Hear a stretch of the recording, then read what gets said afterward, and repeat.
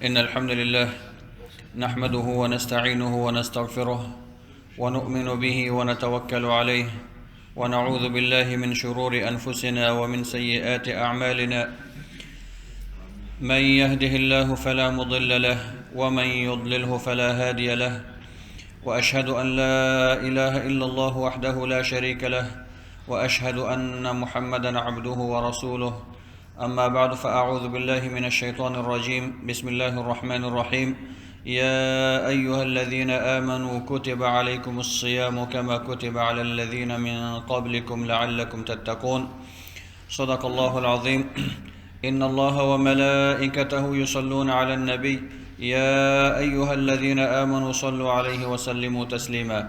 اللهم صل على سيدنا محمد وعلى آل سيدنا محمد كما صليت على سيدنا إبراهيم وعلى آل سيدنا إبراهيم، وبارك على سيدنا محمد وعلى آل سيدنا محمد كما باركت على سيدنا إبراهيم وعلى آل سيدنا إبراهيم في العالمين إنك حميد مجيد. ډیرو درنو محترمو مسلمانانو ورونو او خویندو، مونږ او تاسو په داسې وخت کې قرار لرو چې انشاء الله 2 ورځې وروسته به پر مونږ باندې د رمضان مبارکه میاشت راشي.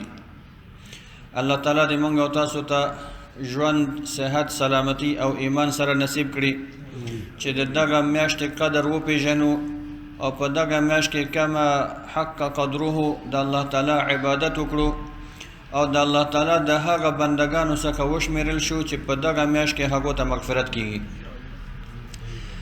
مسلمانانو، د رمضان مبارکه میاشت هغه مبارکه میاشت ده چې په دې کې الله سبحانه و تعالی د مغفرت چانسونه بندگانو ته په مختلفو لارو او مختلفو وسایلو برابر کړي.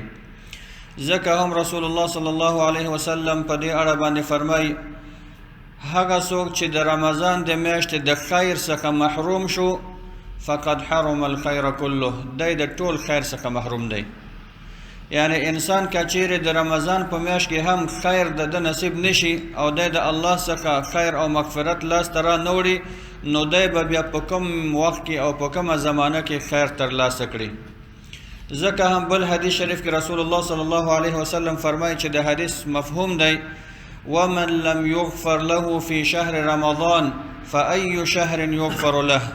هغه چاته چې حتی د رمضان مبارک میاشت کې مغفرت ونشي، نو هغه به کومه میاشت وي چې دته مغفرت وشي.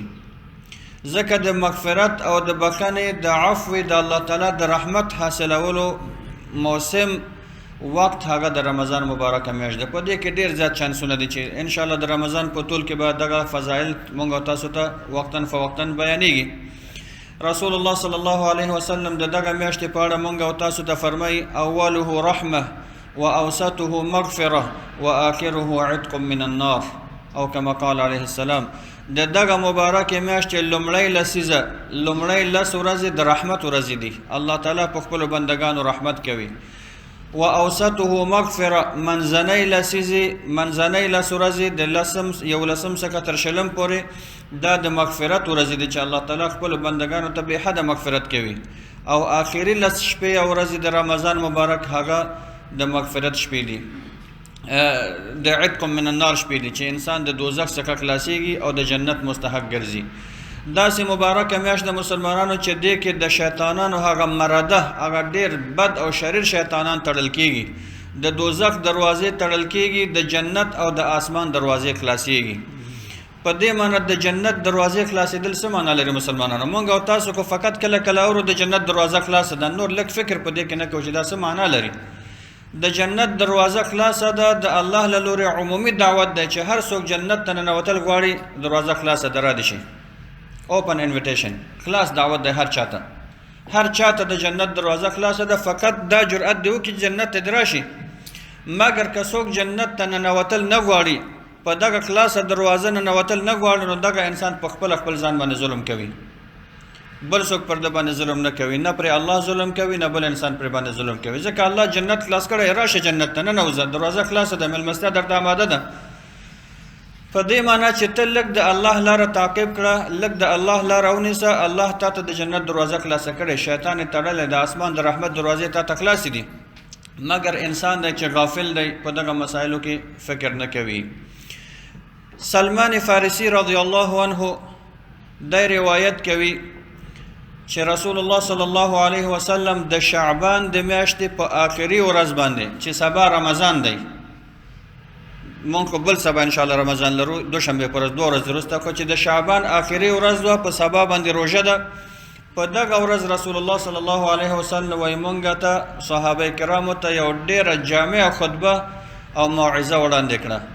په دغه خطبه کې رسول الله صلی الله علیه وسلم صحابه ته وفرمایل ایها الناس قد اضلکم شهر عظیم شهر مبارک، ای خلکو آگاه اوسئ، خبردار اوسئ، پر تاسو باندې یو ډیر عظیم یو ډیر مبارک میاشت سوری کړی دی، یعنی پر تاسو باندې د ډیر یو مبارک، د ډیر یو عظیم، د ډیر یو ستر، د برکتونو ډکې میاشت شپه پر تاسو باندې راغله چې سبا روژه ده.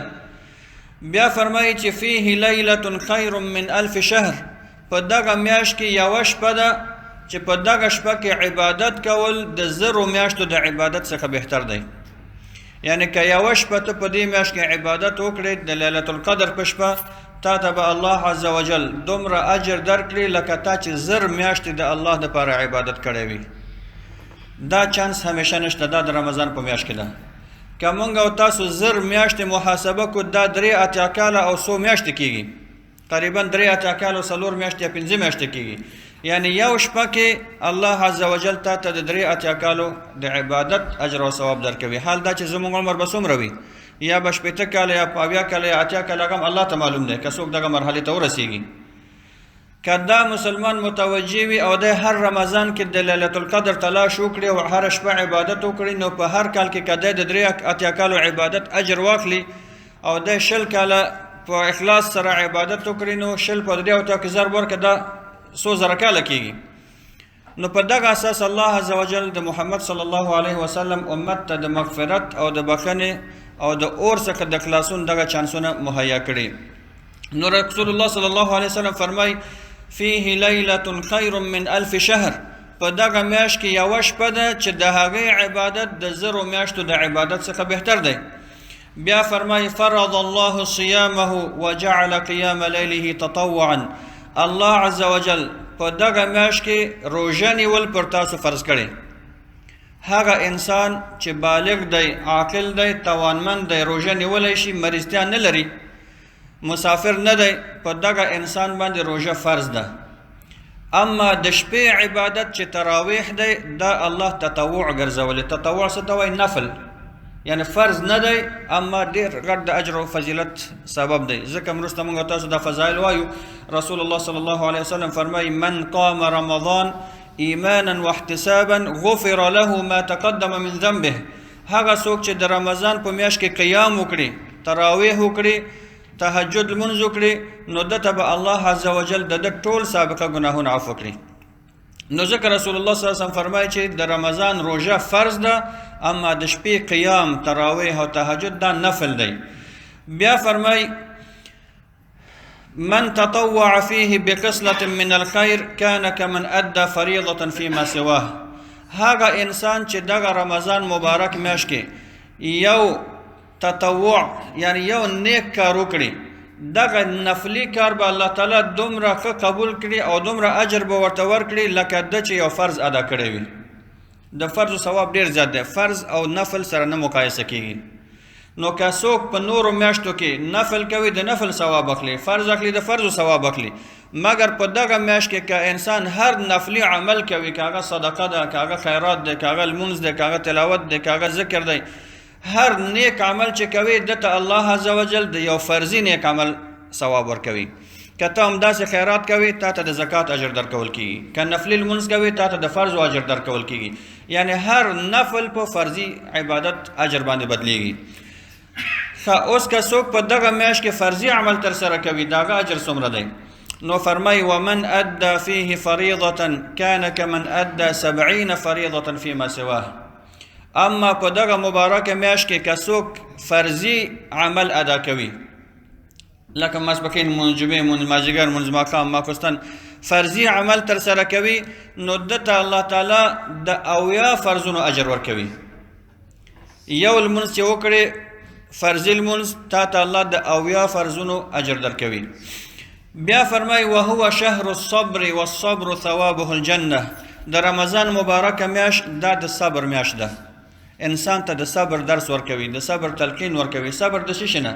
صبر د خوراک نه، صبر د څښاک نه، صبر د شهوت نه، صبر د غیبت نه، د بهتان نه، د ظلم نه، بد اخلاقیو نه، ناروا کارونو نه. ځکه انسان ته د صبر حوصله، د صبر همت، د صبر ټریننګ ورکوي. یو میاشت به ته مکمل دا صبر په ځان باندې پریکټس کوي په مختلفو مجالاتو کې، خوراک، څښاک، شهوت، ظلم، غیبت، بهتان، نمیمه، دا ټول بد کارونه به پرېږدي، ټولو مقابل کې صبر کوي. او د صبر ثواب څه شی دی؟ الجنه، جنت دی. ځکه قرآن عظیم شان کې هم الله فرمایي انما یوفى الصابرون اجرهم بغیر حساب. الله صابرانو ته بې حسابه اجر ورکوي. بې حسابه څه معنی؟ چې الله سره عدد نه لري، داسې عدد ورته نشته چې موږ وایو 1 میلیون یا 10 میلیون یا 1 میلیارډ.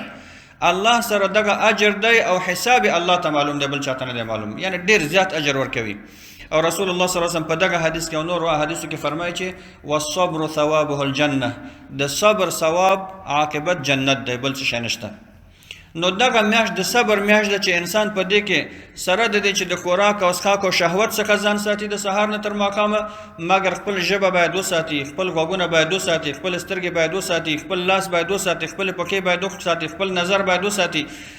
د هر ناروا کار څخه باید دغه انسان روژه ونیسي. ځکه روژه یوازې خوراک او څښاک څخه نه ده، د هر ناروا عمل څخه باید ځان وساتي او هر روا کار باندې کوشش وکړي چې عمل وکړي. بیا رسول الله صلی الله علیه وسلم فرمای وهو شهر المواسات. دغه د رمضان مبارکه میاشت د همدردۍ میاشت ده. مواسات همدردي ته وایي، همدلی، همدردي، چې یو د بل لاس ونیسو، یو بل سره شفقت وکړو، یو بل سره مهرباني وکړو، یو بل ته غاړه ورکړو، یو د بل مشکل حل کړو، یو د بل مشکل ته رسیدګي وکولای شو. ځکه دا د اسلامي ټولنې او د هر مسلمان صفت دی.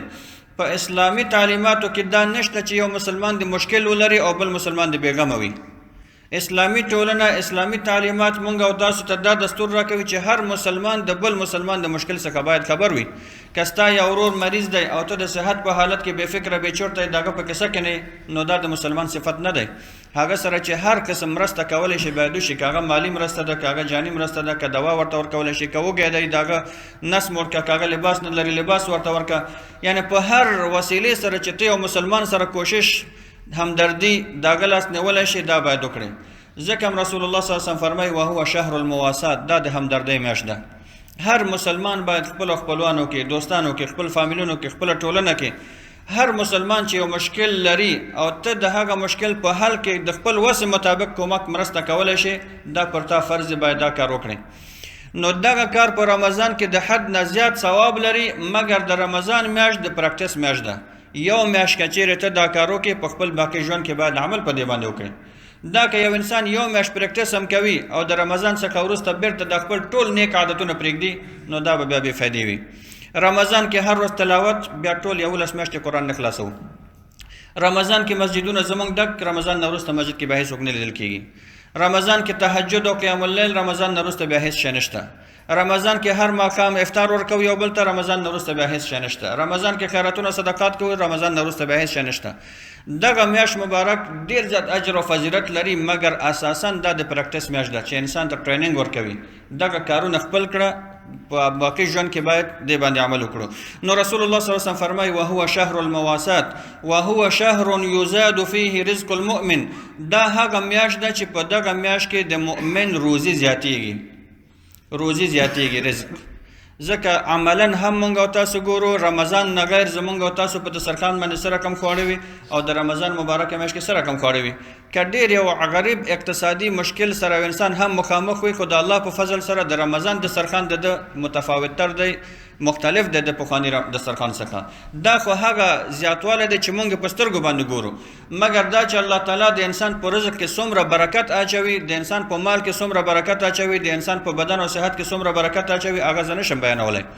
نو دلته د زیادت نه مراد هم معنوي زیادت دی، هم مادي زیادت دی. هم مادي زیادت په دې معنی چې مونږ عملا ګورو روزي الحمدلله زیاتیږي، هم معنویاتو کې برکت هم الله عزوجل په دغه مال کې، په دغه دسترخوان کې، په دغه کورنۍ کې، په دغه بدن کې، په دغه مال کې اچوي چې هغه موږ او تاسو حس کولی نه شو، مګر عمل کې هغه موږ او تاسو ته آثار معلومیږي. بیا رسول الله صلی الله علیه وسلم موږ او تاسو ته فرمایي من فطر فيه صائما كان له عتق رقبه.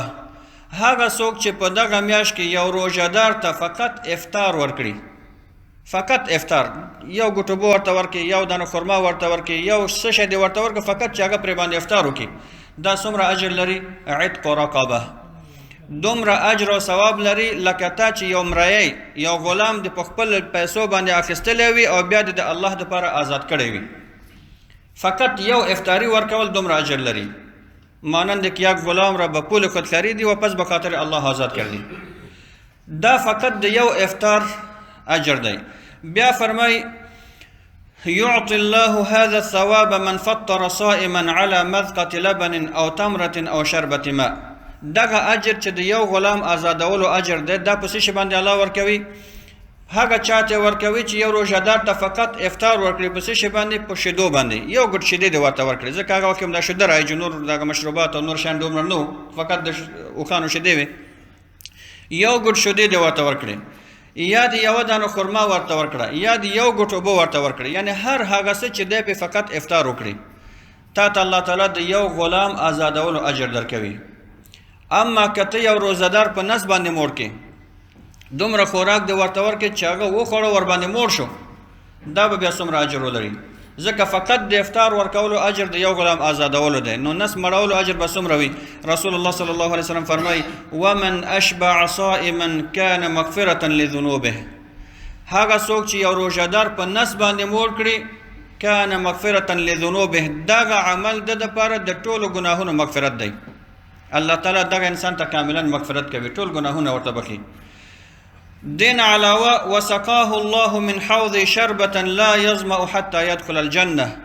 د قیامت په ورځ به الله عز وجل دغه انسان چې روژهدار په نس موړ کړی دی، ده ته به زما د حوض څخه، حوض کوثر مراد دی، د حوض کوثر څخه یو شربت اوبه ورکړي. کله چې دغه انسان دغه شربت او دغه اوبه وڅکي، تر څو چې دی جنت ته داخل شوی نه وي، دی به بیا د تندې احساس نه کوي. ځکه د قیامت ورځ که موږ او تاسو ته معلومه ده چې د هر انسان به څومره ګرمي او حرارت کې به وي، څومره تنده به لري او څومره مشکلاتو کې به وي. په دغه مشکل ورځ باندې چې پیغمبر صلی الله علیه وسلم په خپل مبارک لاس موږ او تاسو ته یو ګوټ اوبه راکړي، یو جام راکړي، او هغه اوبه د حوض کوثر څخه د پیغمبر په لاس موږ وڅکو، نو بیا به در څو چې انسان جنت ته داخل شوی نه وي، په دغه ورځ چې 50,000 کاله طول لري، ځکه الله په قرآن کې فرمایي کان مقداره 50,000 سنه، 50,000 کاله د دغه ورځ اوږدوالی دی. نو په دغه ورځ کې به بیا انسان د تندې احساس نه کوي، دغه انسان به همیشه سیراب وي. بیا رسول الله صلی الله علیه وسلم فرمای وکان له مثل اجره من غیر ان ينقص من اجره شیئا. دغه انسان چې روژهدار په نس موړ کړی، دین علاوه چې الله تعالی د ټول ګناهونه عفو کوي، دین علاوه چې د حوض کوثر اوبه ورکوي، د دین علاوه الله عز وجل دغه انسان ته دومره اجر ورکوي څومره چې د روژهدار اجر و. دغه انسان چې روژه نیولې او تا ورته ډوډۍ ورکړه چې دی موړ شو ورباندې، څومره اجر چې د هغه د روژې و، همدومره اجر الله تا ته درکوي، او د هغه روژهدار اجر نه کمیږي، هغه به خپل اجر پوره اخلي، مګر د هغه اجر په اندازه باندې به اجر الله عز وجل تا ته هم درکوي. بیا رسول الله صلی الله علیه وسلم فرمای وهو شهر اوله رحمه. دا داسې مبارکه میاشت ده چې د دې لومړنۍ برخه 10 ورځې د رحمت ورځې دي، د الله رحمتونه ورېږي په دې باندې ټولو مؤمنانو باندې. و اوسطه مغفره، او منځنۍ 10 ورځې د دغه میاشت د مغفرت د بخښنې ورځې دي، الله عز وجل بخښنه کوي. و آخره عتق من النار، آخري 10 ورځې د دې هغه د دوزخ د اور څخه د خلاصون ورځې دي، الله ټولو بندګانو ته عفو کوي، د دوزخ څخه خلاصوي. دا نور تفاصیل به انشاءالله موږ تاسو ورځ په ورځ دغه فضایل لولو چې دا الله تعالی څومره بندګانو ته مغفرت کوي په هره شپه، څومره ته مغفرت کوي د جمعې په شپه، څومره ته مغفرت کوي د اختر په شپه، څومره ته مغفرت کوي د اختر د لمانځه څخه وروسته چې د حد نه زیات دی. نو بیا رسول الله صلی الله علیه وسلم فرمای ومن خفف عن مملوکه اعتقه الله من النار. هغه څوک چې د رمضان په میاشت کې په خپل مملوک باندې رحم وکړي، آسانتیا وکړي، دی به الله تعالی د دوزخ د اور څخه خلاص کړي. مملوک څوک دی؟ اصلا مملوک غلام ته وایي، مګر اوس تفسیروي په داسې چې ما تحت، هغه څوک چې ستا لاس لاندې کار کوي، ولو که هغه غلام دی، ولو که هغه ستا خادم دی، ولو که هغه ستا مامور دی، ولو که هغه تا سره شرکت کې کار کوي، ته مالک د دکان دی، تا سره شاګرد دی، یعنې هر هغه څوک چې ستا لاس لاندې کار کوي په دغه میاشت کې که څوک په دغه به انسان باندې اسانتیا کوي نو الله تعالی به د دوزخ د اور څخه خلاص کړي. ته د یو شرکت مالک تا سره 50 نفره کار کوي، په دې کې 15 نفره مسلمانان دی روژه لري، نو د رمضان په خاطر د دغه د مبارکې میاشتې په خاطر دته لږ ساعت کم که، نور ورځو کې 8 ساعته کار کوي، اخره کې ورته وایي زه دا 1 ساعت ما د رمضان دپاره تا ته پرېښوده، پیسې درته د 8 ساعتو درکوم، دا 1 ساعت تا ته د رمضان تحفه. پخوا د کدی مکلف کو چې د لږ ډېر ثقیل کارونه وکړي، رمضان کې پرې لږ رحم وکړه، نن خیر د دغه آسان کارونه وکړه ځکه ته روژه لري. نو ځکه رسول الله صلی الله علیه وسلم د همدردۍ په اساس فرمایي چې په دغه میاشت کې څوک په خپل ماتحت باندې رحم وکړي، اسانتیا وکړي، الله عز وجل به دته جنت ورکړي.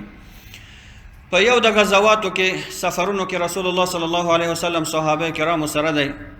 انس ابن مالک رضی الله عنه روایت کوي چې موږ رسول الله صلی الله علیه وسلم سره خو زمونږ په ډله کې یو تعداد مسافران صحابه روژه وو، یو تعداد روژه نه وو. موږ یو ځای کې غوښتل چې لږ ارام وکړو، دمه وکړو، مګر داسې یو دشته کې کېناستلو چې هلته اصلا سوری نشته، معمولي کوم بوټی موټی وو، صحابه به د هغې لاندې ورغلل، خو هغه به ډېر خوشبخته انسان و چې هغه به څادر درلوده په دغه دشته کې، خپل څادر به ځان ته پناهي وکړه چې لږ سوری شي ورباندې. ډېر صحابو حتی څادر هم نه درلودو، لاس باندې به لمر باندې پناهي داسې کوله چې د لمر د په تندي باندې ونه لګېږي یا سترګه باندې ونه لګېږي، نور څه شی نه و. دغه صحابه کرام چې روژه وو د دوی وضعیت ډېر وایي خراب شوی و، ځکه مسافر دي، لوږه ده، تنده ده، هېڅ شی نشته.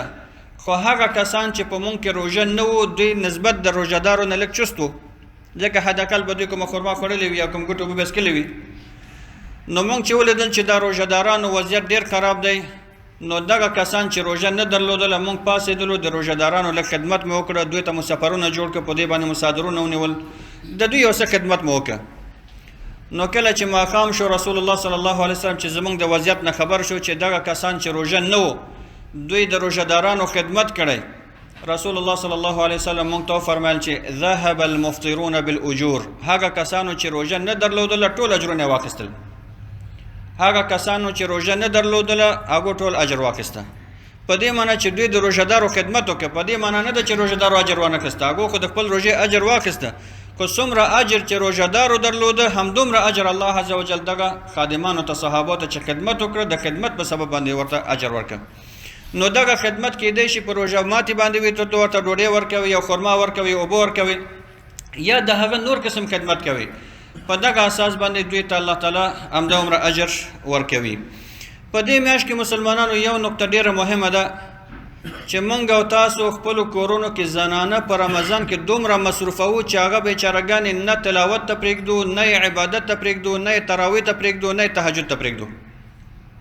د هغو ټول ژوند موږ خپل ځان دپاره خاص کړی.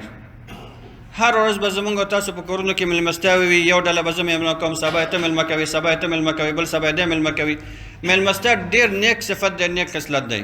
کرم او سخاوت ډېر نیک صفت دی، ډېر ښه خصلت دی، ځکه دا د کرم او د سخاوت صفت هر څوک نه لري، مګر لږ رحم په دغه زنانو باندې هم پکار دی. د سهار څخه تر مازدیګر پورې اشپزخانه کې ولاړ پخلی دی پخلی دی پخلی دی چې نن مېلمانه راځي، دا بیچاره به نه تلاوت کولی شي، نه به لمونځ کولی شي، نه به یو بل کار کولی شي، نه به ارامتیا لري. افطار خلاص شي تراویح ته بیا وخت نه لري، بیا به لوښي پرېمینځي، بیا به پېشلمي دپاره امادګیانې دي، امادګیانې د پېشلمي نه وروسته بیا ظرف شوي ده او لوښي پرېمینځي، دا دی او دا دی، د ورځې کې یا کار دی یا دا دی واغه دی. زنانه زمونږ او تاسو په رمضان کې هېڅ وخت نه لري خپل عبادت دپاره، خپل رب دپاره، ولو که د دوی دغه خدمت بذاته عبادت دی، دومره اجر چې مونږ ته الله راکوي په روژه باندې، که دغه زنانه د خپل خاوند اولاد یا نور د هغو مېلمنو خدمت کوي، دوی ته الله تعالی د همغه روژهدارانو اجر ورکوي، هم دومره اجر اضافه. مګر دې سره سره لږ وخت هغو ته هم پکار دی چې باید ورکړل شي. نو دا زما شخصي نظر دی چې په دغه رمضان کې دغه مېلمه پالنه کور کې اگر چې ډېر ښه خصلت دی، خو زنانو باندې هم رحم پکار دی. که داسې یو بله وسیله وي، نن سبا موږ الحمدلله اشپزان لرو، نو اشپز ته فرمایش ورکړل شي، اشپز باندې ډوډۍ راوړه، هم به د اشپز یو څه غریبي وشي او هم به په زنانو باندې رحم وشي، دوی به خپل عبادت ته هم یو څه وخت ولري. اما دا چې دوی بیچارهګان ورځ هم په اشپزخانه کې، ماښام هم په اشپزخانه کې، نو دا بیا دغه ترحم خلاف کار دی. یو خو د خپل کور مسله ده، یو همیشه دغه مېلمانه راتګ دی او زنانو مکلفول دي واته قسمه خوراک چې رمضان کې نه وي خو بیا اخر روژه نه شوه دسترخوان باید ډک وي نو په دغه اساس باندې لږ رحم په زنانو باندې هم پکار دی رسول الله صلی الله علیه وسلم موږ او تاسو ته مسلمانانو مختلف حکایتونه بیانوي چې الله عز وجل یو انسان ته د سپي په سبب باندې مغفرت کوي یو سړی یو سپي ته اوبه ورکوي چې تږی دی د کوهي څخه ورته اوبه په خپل بوټ کې راوباسي او دغه سپی چې حیوان دی هغه ته اوبه ورکوي د په دغه نیک عمل باندې الله تعالی دته جنت ورکوي نو کله چې په یو حیوان باندې انسان ته الله جنت ورکوي نو که چیرې ته یو انسان ته روژه ماتې ورکړي یو انسان په نس باندې موړ کړي د یو انسان او د مسکین او غریب او بیچاره لاس واخلي نو دی به څومره اجر وي نو دا خو به خامخا الله عز وجل انسان ته جنت ورکوي مسلمانانو ان شاء الله رمضان مبارکه میاشت ډیره نږدې شوې دغه رمضان لږ آمادګي غواړي د هر مسلمان څخه آمادګي پکار ده دغه آمادګي څخه لومړی دا ده چې انسان باید توبه وباسي او د توبې دروازه همیشه الله عز وجل خلاصه پرېښودلې یو تعداد انسانان داسې شته چې د انساني صفت په اساس د انساني ضعف په اساس دوی نه یو ګناه ترسره کیږي مګر دی بیا فکر کوي چې ما دا ګناه وکړه نور زه د الله د رحمت څخه لرې شم ما ته د جنت دروازه وتړلی شوه ما ته د مغفرت دروازه وتړلی شوه زه د الله د رحمت څخه لرې شم دا تصور غلط دی دغه انسان بیا څه کوي نور ګناهونه کوي زه خو هسم ګمراه او بدبخته شم زه خو هسم دوزخي یم دا تصور د څوک نه کوي مسلمانانو دا خبره نورو مسلمانانو ته ورسوئ ځکه هغه انسان چې په یو کبیره ګناه کې مبتلا دی هغه لاس نیولو ته اړتیا لري ځینې صالحین وایي چې موږ به کله کله ولیدل چې یو انسان به یو کبیره ګناه کې مبتلا و مګر دی به په دې خپل ګناه باندې ډېر زیات پښیمانه و مګر دغه ګناه څخه خلاص نشي نیولی داسې یو عادت یې پکې پیدا کړی چې لاس نشي نیولی هغه دعا ته اړتیا لري لاس نیولو ته اړتیا لري تشویق ته اړتیا لري مرستې ته اړتیا لري ځکه ځینې ګناهګارانو ته به چې ولې دا کار کوي هغه به ورته ویلې ما ته دعا وکړه دا نه وایي چې ښه کوم چې دا کار کوم یا نرغوندې کوم وایي ما ته دعا وکړه چې الله مې ترې نه خلاص کړي زه خو غواړم چې دا کار پرېږدم خو نشم پرېښودلی زه په داسې یو عادت کې بد پاتې شوی یم چې نشم کولی انسان ضعیف دی نو دغسې انسانان که زمونږ او تاسو په ټولنه کې دي مونږ او تاسو یې پېژنو دوی ته تشویق پکار دی خپله باید توبه وکړو او دغه دوستان چې زمونږ او تاسو دي مسجد ته راشي دوی هم توبې ته تشویق کړو ځکه الله عز وجل په قرآن کې فرمایي لا تقنطوا من رحمت الله ان الله یغفر الذنوب جمیعا ای انسانانو تاسو د الله د رحمت څخه هیڅکله مه ناامیده کیږئ الله ټول ګناهونه عفو کوي الله ټول ګناهونه عفو کوي هیڅ داسې یو ګناه نشته چې هغې کې د مغفرت چانس نه وي غیر د شرک نه هغه هم که انسان توبه وکړي الله یې بخي نو دغه انسان باید موږ او تاسو توبه وکړو او بل آیت کې الله عز وجل فرمای ومن يعمل سوءا او يظلم نفسه ثم يستغفر الله يجد الله توابا رحيما او غفورا رحيما که هغه انسان په خپل ځان باندې ظلم کوي ګناه کوي او دی بیرته الله ته رجوع کوي توبه کوي نو دی به الله تعالی ډیر غفور او رحیم پیدا کړي الله به په داسې حال کې ومومي چې ورته به مغفرت کړی وي په ده باندې به رحم کړی وي نو دغه رمضان مبارک میاشت د توبې میاشت ده موږ او تاسو باید توبې ته آمادګي ونیسو دوهم دا د مسلمانانو چې موږ باید د الله عز وجل ته ډیر زیات شکرونه ادا کړو چې موږ ته الله دغه میاشت راورسوله او موږ ته الله عز وجل دغه توفیق را نصیب کړي چې دغه میاشت حق ادا کړو سلف صالحینو به شپږ میاشت دعا کوله اللهم بلغنا رمضان یا الله موږ ته رمضان راورسوه یا الله موږ ته رمضان راورسوه شپږ میاشتې به دوی دعا کوله کله به چې رمضان مبارکه میاشت تېره شو بیا به شپږ میاشتې دوی دعا کوله چې اللهم تسلمه منا متقبلا یا الله موږ نه د رمضان طاعت او عبادت قبول وګرځوي شپږ میاشتې د رمضان د راتګ دعا شپږ میاشتې د رمضان د عبادتونو د قبلېدلو دعا نو موږ تاسو باید د الله شکر وباسو چې موږ ته الله تعالی دغه د رمضان مبارکه میاشت رانږدې کړه راورسوله کیدای شي ډېر مسلمانان داسې وي چې هغو به دغه آرزو درلودله چې د رمضان میاشت کې ژوندي پاتې شي مګر اوس خاورو لاندې دي قبرستان کې دي خپل ابدي کورونو کې دي موږ تاسو سره نشته حاجي صاحب طاهر عالمي پر اوس کال دلته ناستو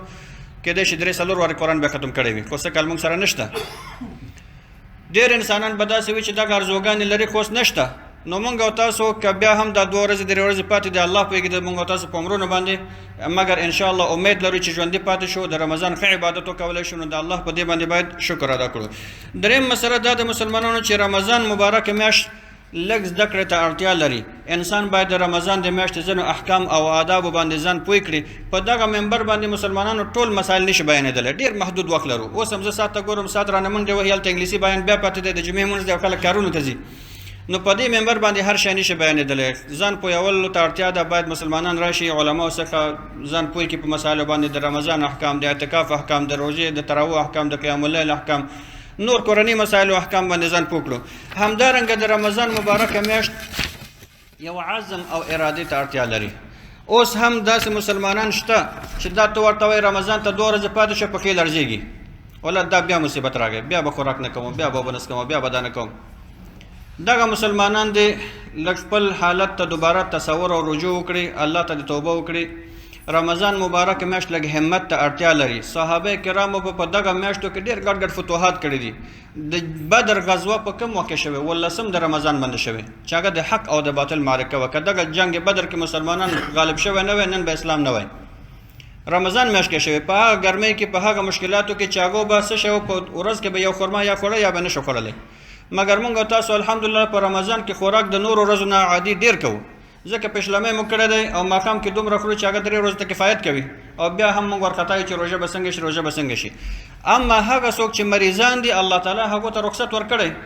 مریض انسان باندې روژه فرض نه ده، دی روژه خوړلی شي، فدیه به ورکوي. که چېرې روږېږي خو قضایي به نیسي، که روغ نشو فدیه ورکوي. نو الله عز وجل ډېر رحیم دی، د هر مشکل لاره موږ او تاسو ته اسلام بیان کړی. مګر هغه کسان چې د روژې توانمندي لري، دوی باید همت ولري، اراده ولري، عزم ولري.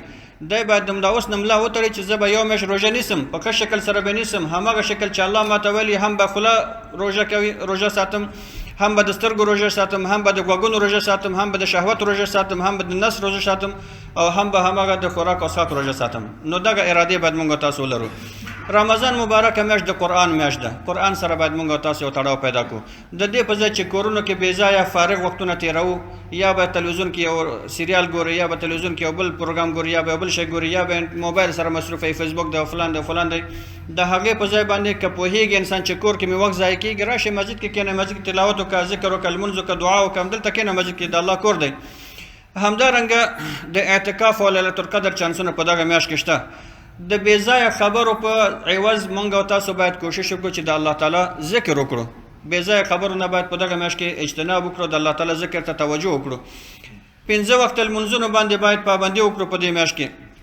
زنانه باید په دغه میاشت کې هغه شرعي حجاب ته توجه وکړي، د تبرج څخه چې الله منع کړی ځان وساتي، او همدغه حجاب چې په دغه میاشت کې دوی خپلوي او اغوندي، په آینده ژوند کې هم باید همدغه تطبیق کړي. هغه مسلمانان چې په دغه میاشت کې ډېر نیک عملونه خپلوي، رمضان نه وروسته باید هېڅکله پرې نږدي. ځکه موږ او تاسو یو تعداد مسلمانان ګورو په رمضان کې ډېر ښه عملونه کوي، په رمضان چې تېر شو عمل هم ورسره لاړ. نو دغه رمضان کې دغه عمل د رمضان دپاره خاص نه دي، دا د ټول عمر دپاره دی، باید انسان دې ته متوجه شي. همدارنګه مسلمانانو هغه اخري موضوع زه بیانوم.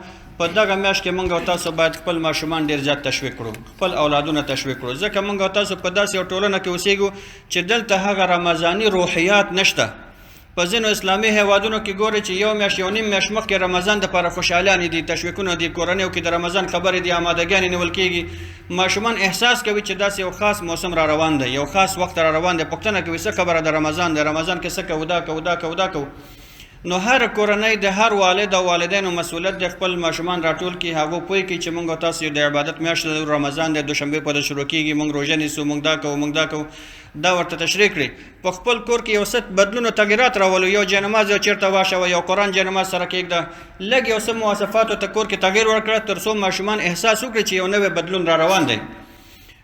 منځونو باندې پابندي باید وشي چې ماشومان احساس وکړي واقعا په دغه میاشت کې عبادتونه دي، او باید دغه عبادات او دغه اخلاقیات ماشومان باید زده کړي. زمونږ او تاسو ماشومان چون ټوله ورځ مکتب کې تېروي، مکتب نه وروسته راشي کورنۍ وظیفې ترسره کوي، یو ساعت یو کارټون شیشه تلویزیون کې وګوري، نو هېڅ والدین ورته وخت نه لري چې دوی سره خپل ټولنیز مسایل، خپل هغه عرفي مسایل، خپل هغه دیني مسایل دوی سره مطرح شي.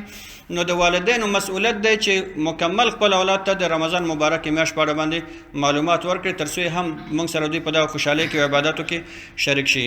الله سبحانه وتعالی دې موږ تاسو د عمل کولو توفیق نصیب کړي. وصلی الله علی سیدنا محمد و بارک وسلم.